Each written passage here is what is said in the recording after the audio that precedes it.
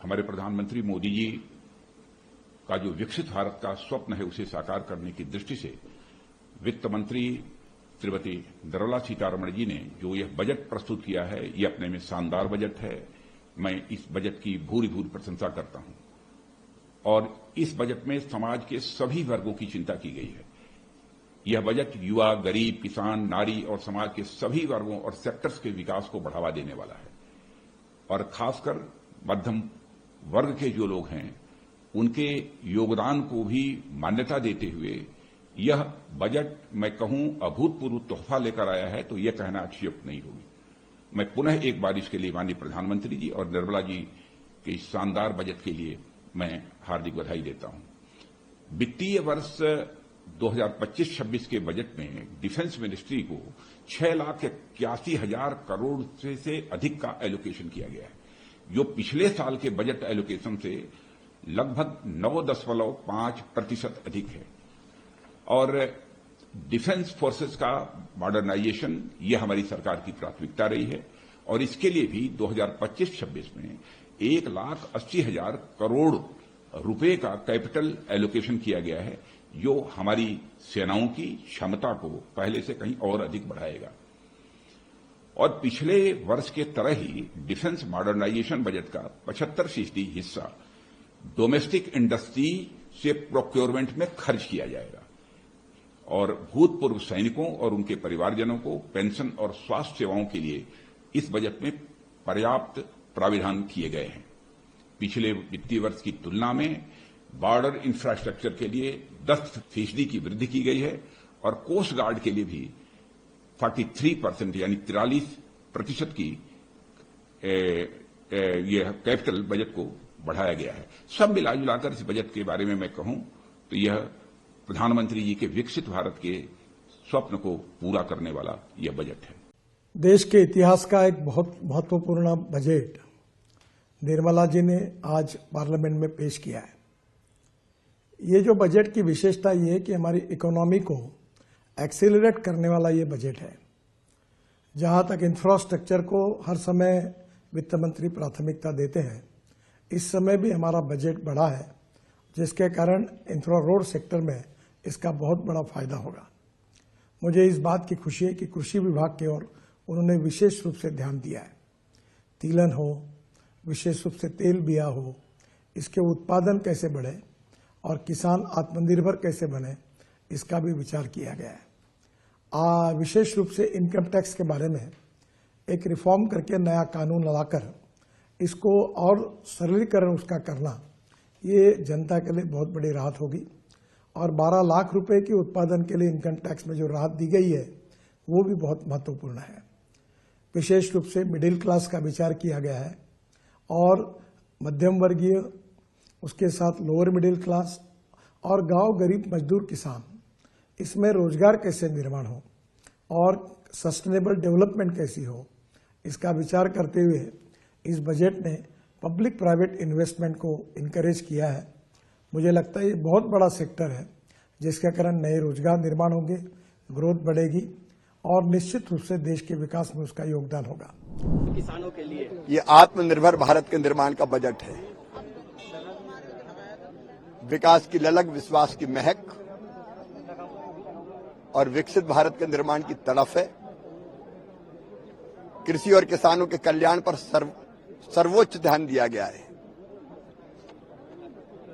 चाहे किसानों के निवेश की क्षमता बढ़ाने का सवाल हो, किसान क्रेडिट कार्ड पर अब 5 लाख रुपया तक मिलेंगे, कम उत्पादकता वाले जिलों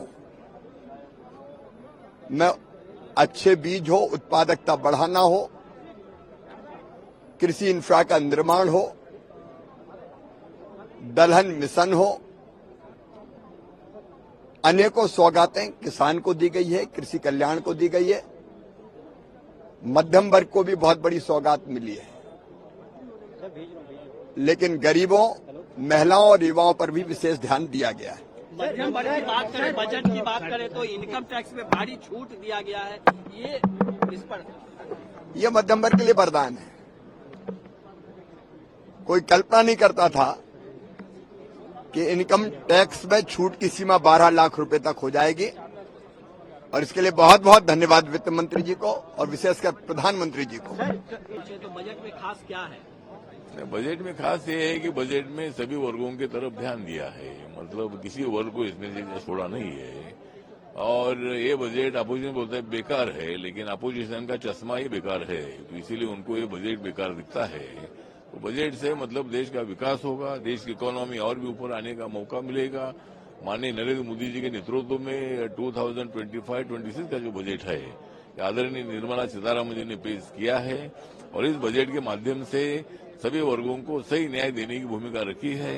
बिहार के लिए नया पैकेज भी दे दिया है और बिहार का इसलिए दिया है कि भाई बिहार एक बड़ा स्टेट भी है, नीतीश कुमार जी का बहुत बड़ा योगदान हमारे सरकार में है और इसीलिए बिहार को अच्छा पैकेज भी दे दिया है। और हमारे महाराष्ट्र को भी इसमें न्याय में मिला है। महाराष्ट्र में मुंबई हमारी आर्थिक राजधानी भी है और महाराष्ट्र के लिए भी मतलब अच्छा जो अनेक डिपार्टमेंट का बजट अच्छा मिला है। तो सभी वर्गों को न्याय देने वाला ये बजट है और ये बजट से मतलब सभी वर्गों का विकास होगा और देश की इकोनॉमी और भी ऊपर उठ जाएगी, ऐसा ये बजट है। मध्यम वर्ग के लिए खास करके इनकम टैक्स में बड़ी छूट दी गई है। 12 लाख तक कोई भी अब पैसे देने की जरूरत नहीं पड़ेगा, टैक्स देने की जरूरत नहीं। मुझे लगता है कि जो 12 लाख तक मतलब अगर इनकम है तो उसमें टैक्स देने की जरूरी नहीं है। ये एक बहुत बड़ा इम्पोर्टेंट निर्णय निर्मला सीतारामन जी ने अनाउंस किया है और मध्यम वर्गों की तरफ भी ध्यान दिया है, ऊपर के वर्गों की तरफ भी ध्यान दिया है और जो ग्रासरूट का जो हमारा समाज है उनके तरफ भी पूरा ध्यान दिया है और हमारे सामाजिक न्याय और अधिकारिता मंत्रालय को भी अच्छा बजट मिला है। तो इसीलिए इस बजट से सभी वर्गों का कल्याण होगा और देश का कल्याण होगा और उसमें अपोजिशन के लोगों का भी कल्याण होगा। देखिए, सबसे पहले तो एनडीए का सहयोगी होने के नाते मैं हमारे प्रधानमंत्री आदरणीय नरेंद्र मोदी जी का, माननीय वित्त मंत्री जी का विशेष तौर पर धन्यवाद करूंगा कि जिस विकसित देश को बनाने की सोच के साथ हम लोग आगे बढ़ने का हम लोग प्रयास कर रहे हैं, उसको मजबूती देने वाला ये बजट है। जहां इस बजट में अमीर और गरीब के बीच की दूरी को कम करने के प्रावधान दिए गए हैं, गांव और शहर के बीच की दूरी को कम करने का इसमें जिक्र किया गया है, युवाओं का, महिलाओं का, मिडिल क्लास का जिस तरीके से हैंड होल्डिंग का जिक्र इसमें किया गया है, युवाओं के स्किल को किस तरीके से मजबूती देने के प्रावधान इसमें बनाए गए हैं। मुझे लगता है हर क्षेत्र, हर सेक्टर को ये छूने वाला ये बजट है। खास तौर पर मेरे लिए, जिस मंत्रालय से मैं आता हूं, मेरे लिए ये एक ज्यादा खुशी की बात है कि निफ्टेम का एक लंबे समय से हम लोगों की मांग रही थी। अभी सिर्फ निफ्टेम के 2 ही इंस्टीट्यूट थे, हम लोग लंबे समय से चाहते थे कि निफ्टेम जिस तरीके से युवाओं को प्रोत्साहित करने का, उनको बढ़ावा देने का कार्य कर रहा है, मांग थी हम लोग की लंबे समय से। बिहार में अब एक और निफ्टेम खुलने जा रहा है, ये हम लोग के लिए खुशी की बात है। और साथ ही में मखाना, जो कि पुनः फूड प्रोसेसिंग में ही आता है और उसका सबसे ज्यादा उत्पादन बिहार में होता है, उसका मखाना बोर्ड बनाने का जो जिक्र किया गया है, उसके लिए भी मैं बिहारियों की तरफ से माननीय वित्त मंत्री जी का विशेष तौर पर मैं धन्यवाद कहूंगा। जिस तरीके से बिहार में इंफ्रास्ट्रक्चर डेवलपमेंट का जिक्र किया गया, एयरपोर्ट्स, ग्रीनफील्ड एयरपोर्ट का इसमें जिक्र किया गया, एयरपोर्ट की एक्सपेंशन का जिक्र किया गया, आईआईटी में जिस तरीके से बिहार में एक्सपेंशन का जिक्र किया गया, तो मैं ये मानता हूं कि बिहार के लिए भी और साथ में पूरे देश में जिस तरीके से अपेक्षा, इवन अगर आप टैक्सेशन में भी देखें, टैक्स सेक्टर में भी अगर आप देखें, जिस तरीके से नए टैक्स स्लैब्स ने ज्यादा कमाई हर व्यक्ति के हाथ में बचे, इस सोच के साथ इन स्लैब्स को तैयार किया गया है। तो मैं मानता हूं कि ओवरऑल ये एक बहुत ही खूबसूरत और मजबूत बजट है।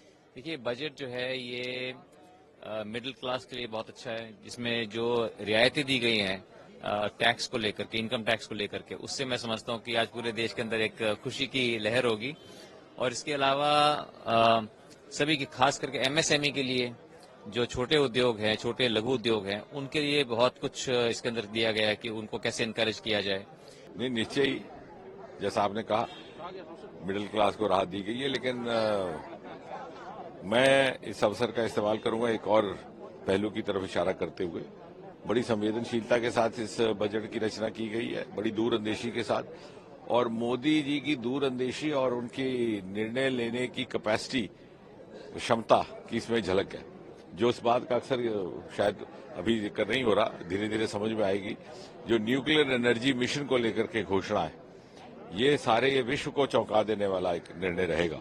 और मुझे लगता है कि जिस तरह से अंतरिक्ष को लेकर के कुछ वर्ष पहले प्रधानमंत्री मोदी जी ने एक रेवोल्यूशनरी निर्णय लिया था, क्रांतिकारी निर्णय लिया था, स्पेस रिफॉर्म्स नहीं लाई और फिर प्राइवेट सेक्टर के साथ पीपी मॉडल में उसको खोल दिया।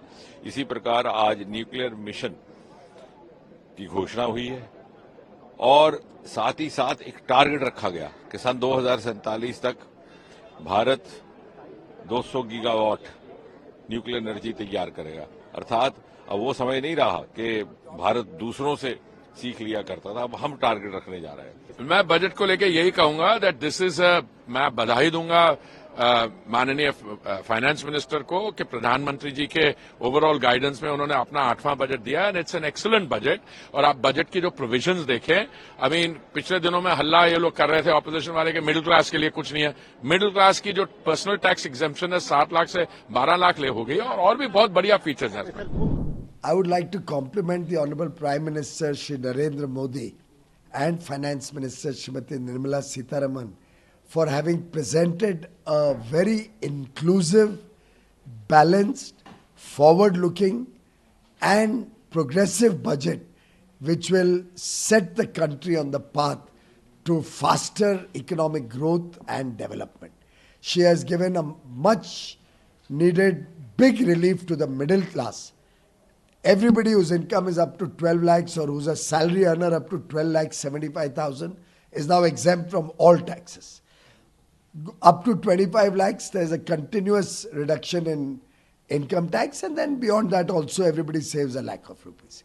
In a way, the Honorable Finance Minister has met the demand of large section of middle class, particularly as more and more poor are coming into the middle class with rising incomes.